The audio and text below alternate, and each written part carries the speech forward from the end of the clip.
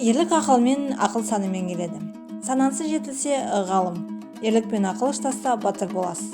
Мінеттен тастаған тұлпардың 4 тағанындай батырлық пен ғалымдықты бойына жинаған қазақтың біртуар ұлдарының бірі, халқымыздың қалаулы ұлы, қоғам қайраткері, педагог, публицист, академик, батыр жауынгер, жазушы, зере ғалым Мәлік Ғабдуллин еді.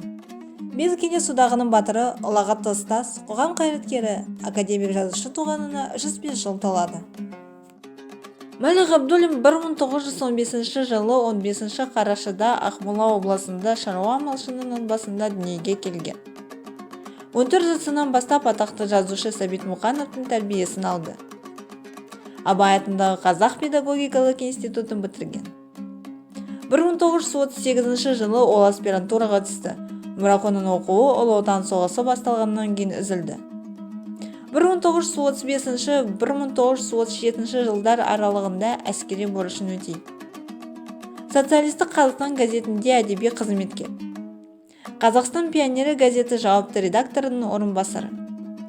КСРО ғылым академиясының қазақ филиалының тіл және әдебиет институтының ғылыми қызметкері. Абай атындағы қазақ педагогикалық институтының аспиранты. Қазақ КСР ғылым академиясы тіл және әдебиет институтында директордың орынбасары, директор. Абай атындағы қазақ педагогикалық институтының ректоры.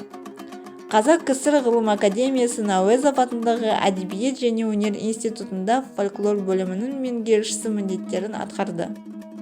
КСРО жоғарғы кеңесінің 2 және 4 шақырылымдарында депутаттық мандатқа ие болады. 1941-1945 жылдары Ғабдуллин генерал Панфилов бастаған даңқты 28-ші гвардия дивизиясы құрамында Ұлы Отан соғысына қатысты.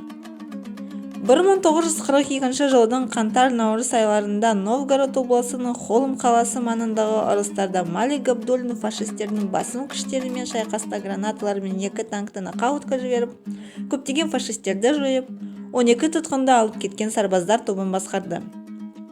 Ғабдуллин шайқаста жарақат алды, бірақ ұрыс даласынан кетпеді.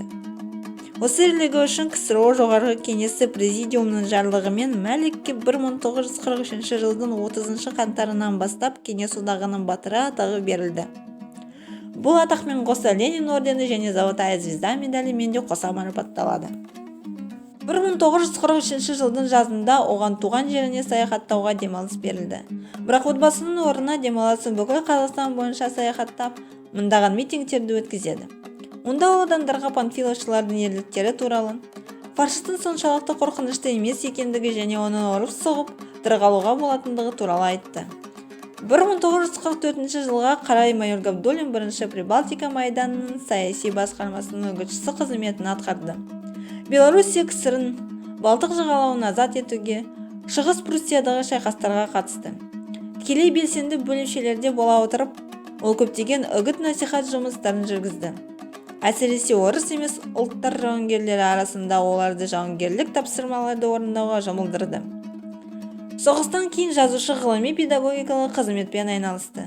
Зерттеудің негізгі тақырыбы батырлық эпос, халық әндері, айтыстар, ертегілер, мақал-мәтелдер. Мәлік Ғабдуллин қазақ әдебиетінің көптілдік тарихын дайындауға және басып шығаруға қатысты.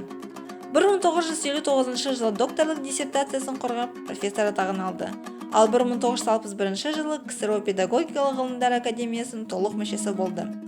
Ғабдуллин «Менің майданда достарым», «Алтын жұлдыз», «Майдан очерктері», «Будни войны», «Достар жолдастар жайлы», «Ызғарлы жылдар» бірқатар көркем туындыларының авторы.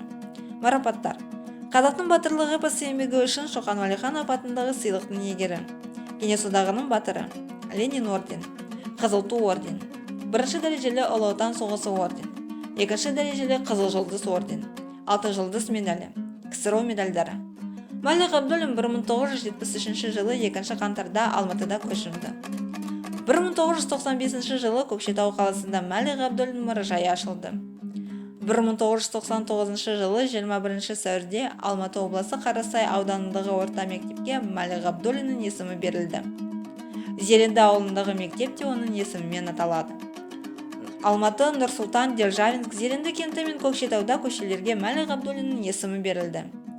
Ғалымның туған жері Ақмола облысының Зеренді ауылында 3 метрлік ескерткіш орнатылды. Мемориалдық тақталар ол тұрған үйде және оқыған университетте орнатылған. Қазақ зиялыларынан шыққан тұңғыш кеңес одағының батыры, филология ғылымының докторы, КСРО педагогикалық ғылымдар академиясының академигі, жазушы, танымал қоғам қайраткері Мәлік Ғабдуллин ол тарихындағы орны ерекше тұлғаларының бірі.